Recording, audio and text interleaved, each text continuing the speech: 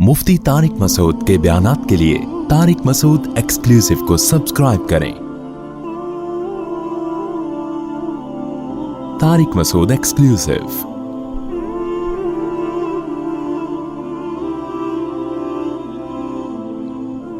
Clip असल में short clip देखा, उस पर इतनी हंसी आई है।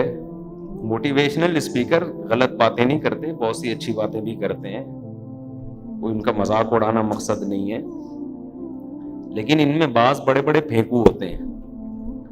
तो कल किसी ने मुझे एक मज़ाहिया क्लिप भेजा, उसने किसी मोटिवेशनल स्पीकर का बहुत मजाक उड़ाया था।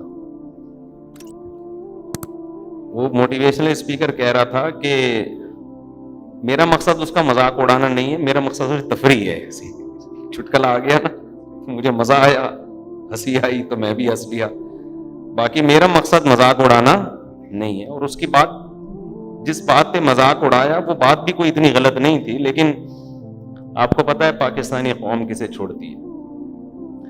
तो वो स्पीकर बड़ा मशहूर आदमी है, वो लोगों को समझा रहा है कि लाइफ में मुसीबतें आती हैं तो जैसे चाय के ऊपर बलाई आ जाए ना, तो फूंक मार के मलाई हटा के चाय पी लेते हैं।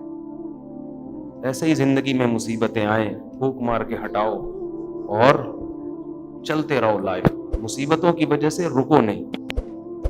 मैसेज तो अच्छा मैसेज है, लेकिन किसी पाकिस्तानी ने उसका रिकॉर्ड लगाया, एक बंदा बिठा दिया, कह रहा यार मेरा बाप आईसीयू में, मेरी माँ को ये बीमारी, मेरे ये मसले। इसने उसकी तकरीर सुन के कहा मुसीबतें चाय में मलाई की तरह हैं, फूंक मारो साइड पे। उसने कहा अब्बा को साइड पे लगाऊं मैं क्या?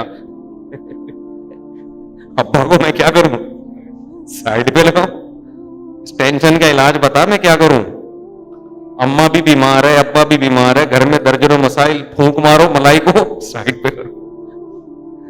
तो मुझे वो आप लोग क्लिप ना देखें, उसने कोई बहुत बेहुदा जबान भी इस्तेमाल की है जो किसी शरीफ आदमी पे जेब नहीं देती। लेकिन बात असल में यही है, इतना आसान होता फूंक मार के साइड पे लगाते हैं। भाई टेंशन का इलाज बताओ अल्लाह के बंदो, वो इलाज इस्लाम के अलावा कोई भी नहीं बताता। इस्लाम क्या कहता है? फूंक मार के साइड पे लगाओ ना ना ना। इदा असाबतहुम मुसीबा, कैसी प्यारी आयत है। हमारे नेक बंदों को जब कोई मुसीबत पहुंचती है, और मुसीबत भी छोटी नहीं, इससे पहले जो मुसीबत का जिक्र है वो है मौत। वलनब्लुवन्नकुम बिशैइन मिनल खौफि वनक़सिम मिनल अमवालि वल अनफुसि वस्समरात वबश्शिरिस साबिरीन। अल्लाह कहते हैं हम तुम्हें झंझोड़ेंगे। वलनब्लुवन्ना, नबलू भी नहीं है, लनब्लुवन्ना, ताकीद, झंझोड़ के रख देंगे हम तुम्हें, खौफ में मुब्तला करके। बाज़ दफा दुश्मन का खौफ होगा, कोई मुल्क चढ़ाई ना कर दे, अमन खत्म, दहशत गर्दों का राज हो जाएगा। वनक़सिम मिनल अमवाल, माली नुकसानात होना, कारोबार ठप, रोड पे आ गए। अब मुसीबत को फूंक मार के साइड पे लगाओ, मलाई को फूंक मारना आसान है। मुसीबत को फूंक मारने में आदमी की अपनी फूंक निकल जाएगी। बल्कि जब ज्यादा टेंशनें आती है ना, तो फूंक मारने के लिए फूंक ही नहीं बचती इंसान के अंदर। वनक़सिम मिनल अमवाल का माली नुकसान होगा, वल अनफुस, जानी नुकसान, बीवी मर गई, बाप मर गया, शौहर मर गया, बेटा मर गया। ये होते हैं ना, जवान बेटा चला गया नजरों के सामने। हमारे एक दोस्त नेवी में ऑफिसर, उनका जवान बेटा डूबा। क्या गुजरती है यार इंसान पे, किसी का जवान बेटा उसके सामने डूब जाए, फिर लाश मिले अगले दिन। क्या कयामत गुजरती है कि नहीं गुजरती? अल्लाह सबको बचा के रखे। नेवी के लेफ्टिनेंट कमांड पर कर्नल थे क्या, अभी रिटायर हो गए कर्नल, यानी वो खुद हैं लेकिन कर्नल वो थे। उनको तसल्ली कैसे मिली? उनका जवान बेटा समंदर में डूब के हलाक हुआ, शदीद डिप्रेशन में चले गए। یہاں پھونک مارنا آسان نہیں ہے. لاش بیٹے کی اگلے دن نکلی, کیا حال ہوتا ہے انسان. اللہ نے ان کی قسمت میں ہدایت لکھی تھی. انہوں نے کہا یار میرے غم کا مداوا خدا کے سوا کوئی نہیں. انہوں نے مجھے خود اپنا واقعہ سنایا کہ میری بیٹی دیندار تھی, پردہ کرتی تھی, نماز پڑھتی. اس نے مجھے تسلی دی, کوئی موٹیویشنل اسپیکر نے نہیں. باپ کو تسلی دے رہی ہے نو عمر بیٹی جو دیندار ہے, اور یہ کرنل ہیں جن کو جنگوں میں لڑنے کے لیے پیدا کیا گیا ہے. ان کو تسلی نہیں ہو رہی, ڈپریشن میں جا رہے ہیں. کہہ رہے میری چھوٹی بیٹی جو پردہ کرتی, نماز پڑھتی, اس نے کہا کہ ابو یہ غم عارضی ہے, جو قسمت میں لکھا تھا وہ ہو کے رہنا تھا, اس نے مرنا تھا, اور یہ جدائی ہمیشہ کے لیے نہیں ہے, ایک دن ملاقات ہو جائے گی. اس پہ صبر کریں گے اجر ملے گا, واویلا کریں گے اجر ضائع ہوگا. جتنا بڑا غم اتنا بڑا اجر اللہ نے رکھا ہے. حدیث میں آتا ہے رسول اللہ صلی اللہ علیہ وسلم نے فرمایا, بعض دفعہ ایسا ہوتا ہے ان اللہ اذا احب قوما ابتلاہم, جب اللہ محبت کرتے ہیں مصیبت میں ڈال دیتے ہیں.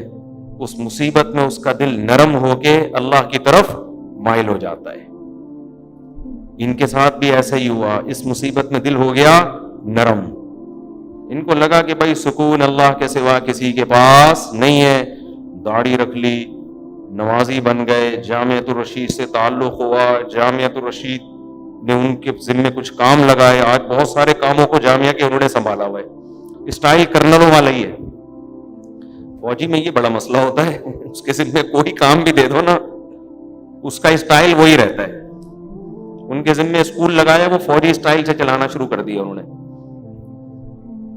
فوجی اسٹائل سے. پہلے تو اساتذہ پریشان ہو, بھائی یہ میدان جنگ ہے, یہ کیا ہے. خیر ان کا اسٹائل چینج نہیں ہوا. انہوں نے کہا تم چینج ہو جاؤ, ہم چینج. اب وہ اسکول پتہ نہیں چل رہا کہ وہ ہے کیا. ڈسپلن اتنا زیادہ نا, بالکل اچھا ہے. خیر کچھ لوگ بھاگ بھی گئے وہاں سے نا, بولا بھائی ہم ان کو افورڈ نہیں کر سکتے. خیر تو کیا ہے, اس غم میں ایسا نہیں تھا کہ پھونک مار کے سائڈ پہ ہو لیے. بیٹی نے تسلی دی. وہ خود مجھے انہوں نے اپنا واقعہ بھرے مجمع میں سنایا لوگوں کو. مجھے بھی, میری تو دوستی ہے, مجمع میں بھی سنایا یار میری بچی کی وجہ سے آج میری اتنی بڑی داڑھی ہے, میں آج میں نماز پڑھتا ہوں, مجھے سکون ہے زندگی میں. نہ وہ بچی کوئی سائنٹسٹ تھی, نہ وہ بچی کوئی موٹیویشنل اسپیکر ہے, نہ اس بچی کو کوئی خاص انگلش آتی بھی, تو 9 عمر بچی ہے وہ. نہ اس بچی نے کوئی ورکشاپس کی ہوئی ہیں اسٹریس مینجمنٹ کی ہے بھائی, نہ اس کو کوئی نفسیاتی ڈاکٹر سے اس بچی کا تعلق ہے, نہ وہ خود نفسیاتی ڈاکٹر ہے. جو کام بڑے بڑے نفسیاتی ڈاکٹر سائیکولوجسٹ نہیں کر سکے, وہ کام ایک 9 عمر بچی نے کر دکھایا. کیا تسلی, ایک ہی جملہ, بھائی ہم آخرت کے لیے بنے ہیں, ہم دنیا کے لیے ہے ہی نہیں ہم دنیا. تو نبی نے کیا فرمایا, اللہ ہم سب کو مصیبتوں سے بچائے, دعا یہی مانگنی چاہیے. نبی نے فرمایا ایک شخص قیامت کے دن اس کا ترازو نیکیوں سے بھرا ہوا ہوگا, اتنا وزن ہوگا, وہ کہے گا کہ نہ میں تہجد گزار تھا, نہ میں نے کوئی بہت صدقے خیرات کیے, میں اتنا اچھا کیوں, میرے نمبر اتنے اچھے کیوں آئے. بعض دفعہ یہ ہوتا ہے نا, پیپر میں آپ جھک مار کے آئے ہوتے ہو, پاس ہو جاتے ہو 100 نمبروں سے. کراچی میں تو الحمدللہ ایسا ہی ہوتا ہے,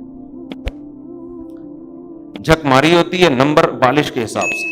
یہ سچا واقعہ بتا رہا ہوں. اب جس نے مجھے بتایا اس نے جھوٹ بولا ہو تو ایک الگ بات ہے. مجھے ایک شخص نے خود بتایا, کراچی میں پیپر دینے کے لیے گیا تو کسی 2-3 مشہور شخصیتوں پہ مضمون تھا کہ کسی مشہور شخصیت پہ آپ ایسے لکھیں, مضمون لکھیں, کوئی تاریخی شخصیت.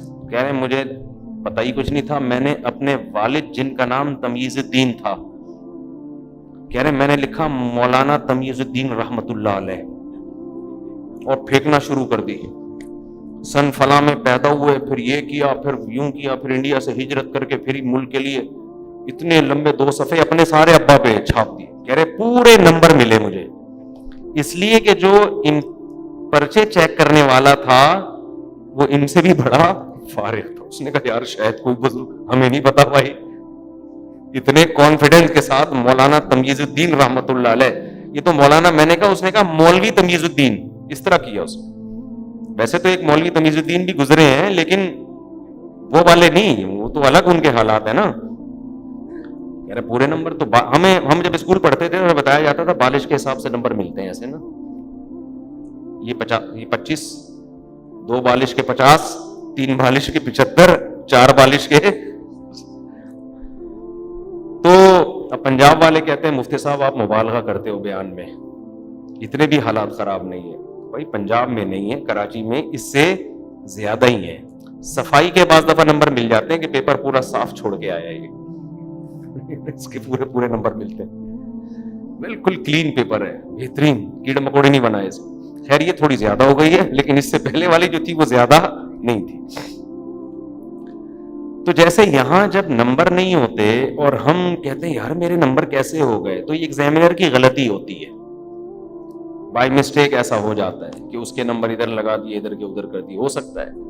یہی حال ہوگا ایک شخص کا، قیامت میں دیکھے گا یار میرا ترازو اتنا وزنی جبکہ میرے اعمال کوئی خاص تھے نہیں، یہ کیسے ہو گیا؟ کہیں فرشتوں سے مسٹیک تو نہیں ہو گئی ہے، کہیں گڑبڑ تو نہیں ہو گئی ہے؟ وہ حیرانگی سے پوچھے گا تو اللہ اسے کہے گا تجھے فلاں وقت میں فلاں مصیبت پہنچی تھی، تو نے واویلا نہیں کیا، تو نے صبر کیا یہ سوچ کے کہ یہ کس کی طرف سے ہے؟ اللہ کی طرف سے. پھر تجھے فلاں مصیبت پہنچی، پھر یہ ساری مصیبتیں بہت وزنی. دیکھو نیکی کا ویٹ ویلیو رکھتا ہے، نیکی کی کوانٹٹی ویلیو نہیں رکھتی. ویٹ ایک نیکی ہوتی ہے، ویٹ بہت ہوتا ہے. تو تیری زندگی میں غم آئے اور تو اس پہ صبر کرتا رہا، یہ سارے غم میں نے ترازو میں کے پلڑے میں رکھ دیے. ٹھیک ہے، نہ کوئی بہت تہجد نہ صدقہ خیرات، تجھے جو میں نے اتنی ٹینشنیں دی ہیں اس لیے تھوڑی کہ وہاں بھی ٹینشن اور یہاں بھی ٹینشن. وہاں ٹینشن اس لیے کہ یہاں ٹینشن نہیں ہو، صبر کیا تو نے.